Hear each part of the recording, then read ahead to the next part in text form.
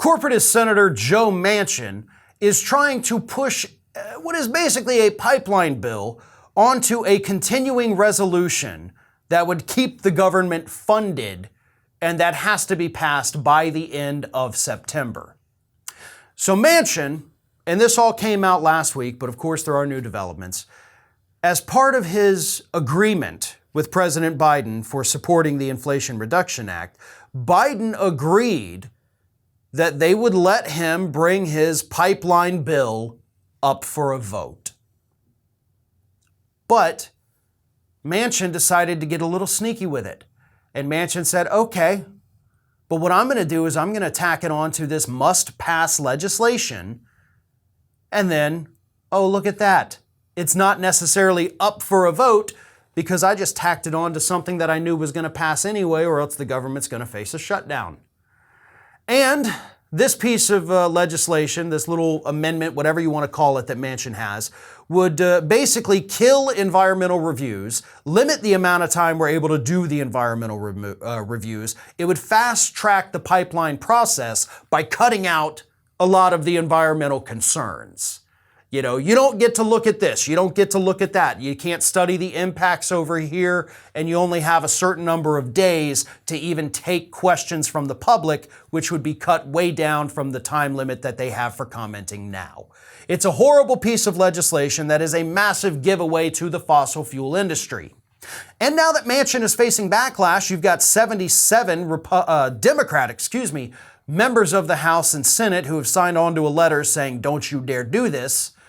Manchin is reaching out to his friends for help, and those just happen to be his friends in the oil, gas, and mining industries. Manchin is slated to go and speak to the CEOs of these industries at a business roundtable conference later this week, where he is expected to beg them to get Republican support for his pipeline bill. And based on the current numbers, he would need at least 10 Republicans to support his piece of legislation in order to get it to pass. Because without that Republican support, Manchin gets nothing out of the Inflation Reduction Act deal. How terrible would that be for people? We passed this piece of legislation, the IRA, that actually has some pretty decent, environmental spending, environmental funding, moving us towards clean energy. I like that part. It's not enough, but it's a good start. And then Manchin comes along and says, okay, but in order to do that, I got to be able to help my polluter friends. They've got to be able to make more money. They've got to be able to destroy the environment. You got to give me that, or else I'm not supporting your bill and it won't pass. The White House said, yeah. Democrats in the Senate said, yeah, okay. And then Manchin, the sneaky little bastard that he is, sneaks it into the continuing resolution rather than just bringing it to the floor to see if it could pass or fail on its own. Because again, that's the kind of sneaky, slimy little asshole that Joe Manchin is. I mean, let's not dance around the language here. That is what Joe Manchin is. He tried to pull a fast one on the Democrats. He may actually succeed in doing it too. And if he doesn't, well, he's got his good friends from the oil and gas industry on the phone right now, trying to convince them to convince the Republicans to be the ones to come and save it. That's what Joe Manchin is doing.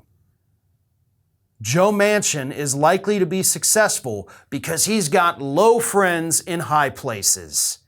And he will do whatever it takes to repay them for continuing to support his disgusting career.